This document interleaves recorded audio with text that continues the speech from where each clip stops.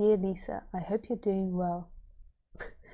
Could you explain why you suggested the books Awakening Shakti by Sally Kempton and Shakti Rising by Kavithya M.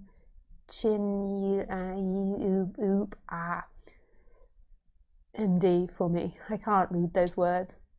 And you know what's going to happen on YouTube is people are going to ask me to write these words on YouTube, which is always a complication. Yeah, because my spelling is horrendous. I can't even read it. What qualities or traits of mine or lack thereof led you to make these recommendations? Additionally, could you provide guidance or suggest more specific goddess practices that align with my personality? As of now, I believe that I can primarily identify with the goddess Kali. Additionally, I feel utterly disillusioned and lost with nothing to hold on to. The only thing that seems to keep me grounded and okay is surrendering to being, presence, or self. Any insight that can help me gain clarity in the life journey would be greatly appreciated. With much gratitude, David. Yeah, thank you so much, David, for your question. So, I have to admit to you, David, that I haven't finished reading Awakening Shakti or Shakti Rising.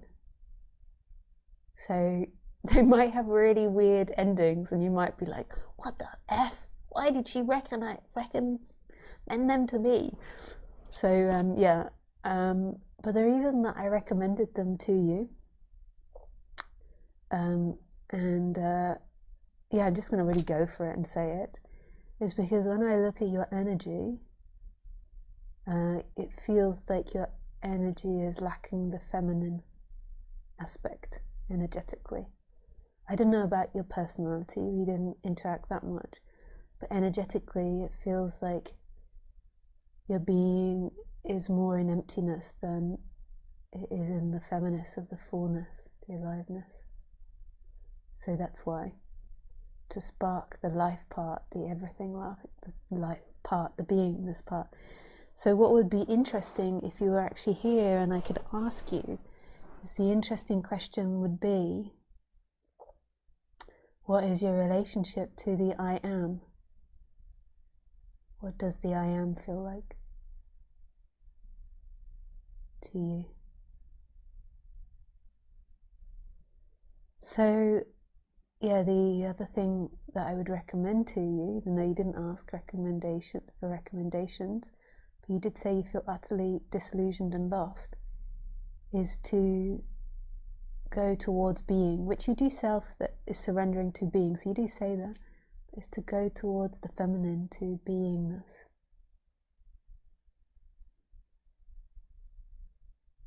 Yeah, that would be my recommendation.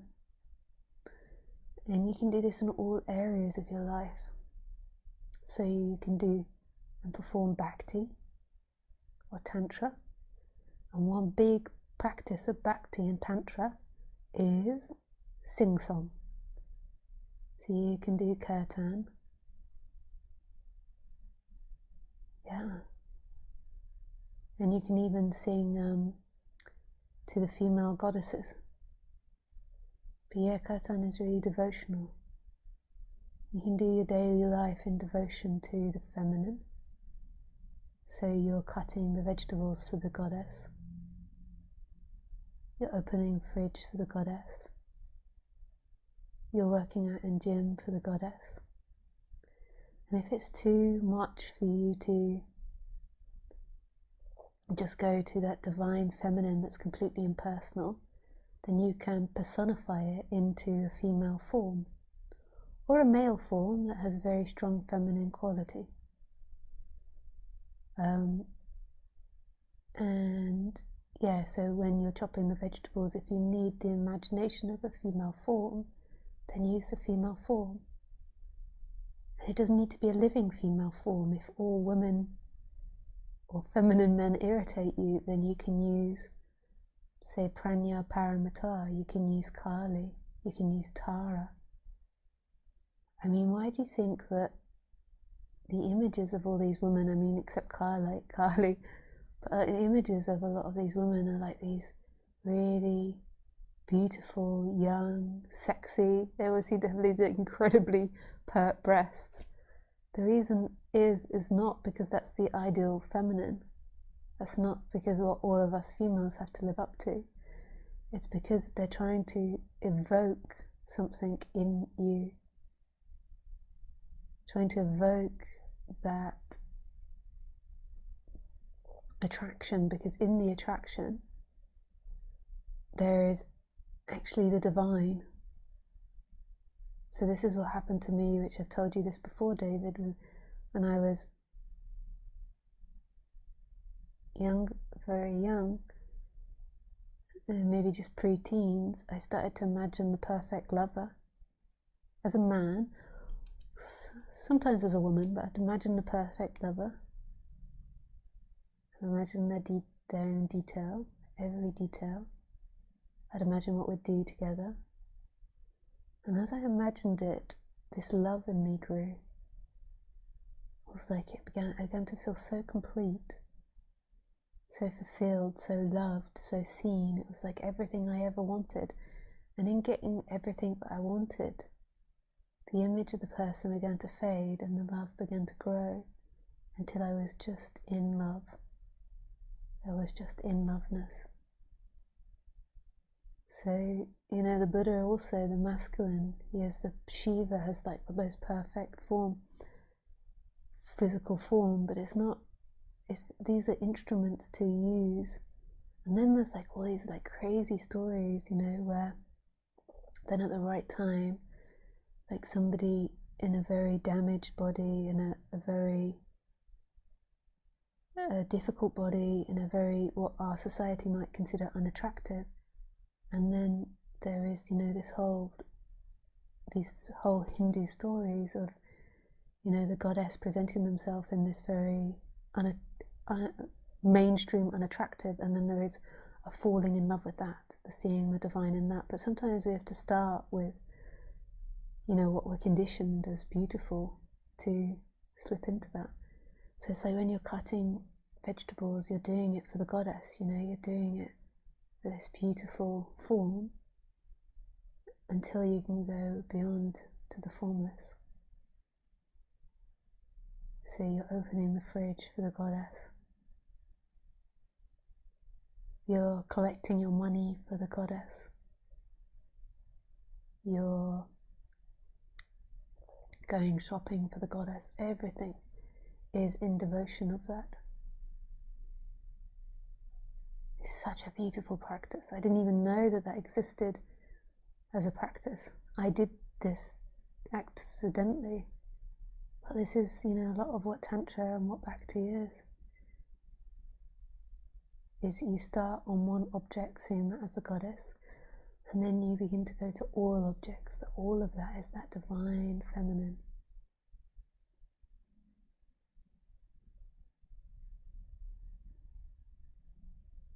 You just have to love.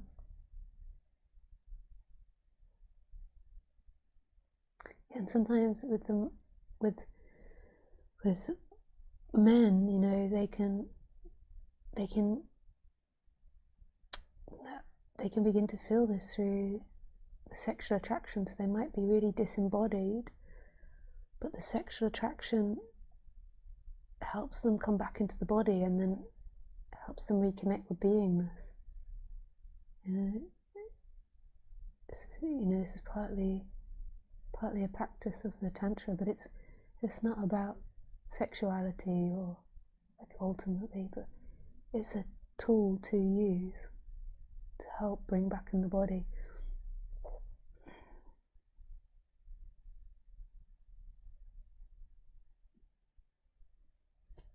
Yeah.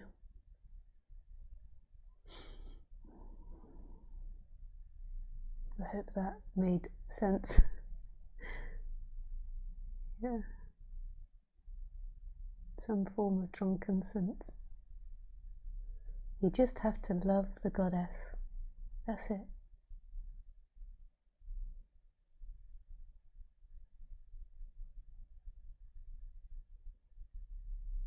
That is all.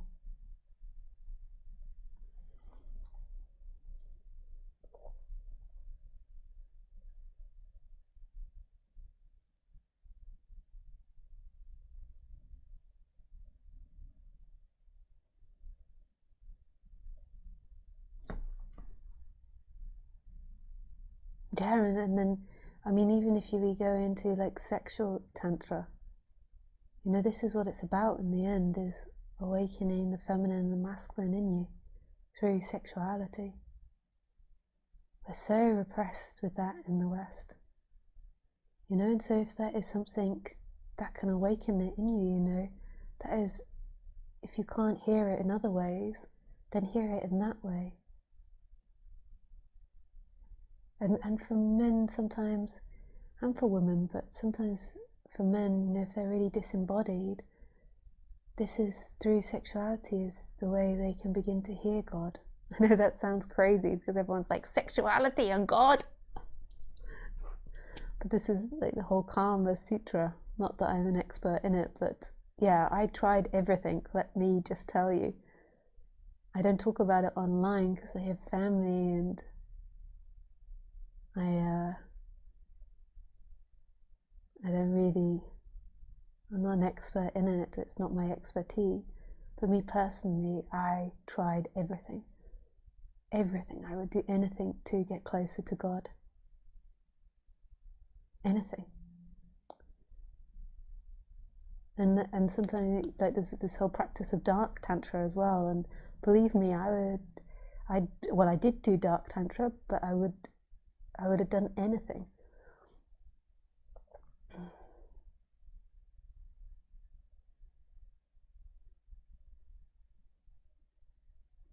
To hear God. You know, any practice that was given. I don't think I would have sacrificed, you know, animals. That's another practice they do. Or humans, for that matter. I think occasion in the long past.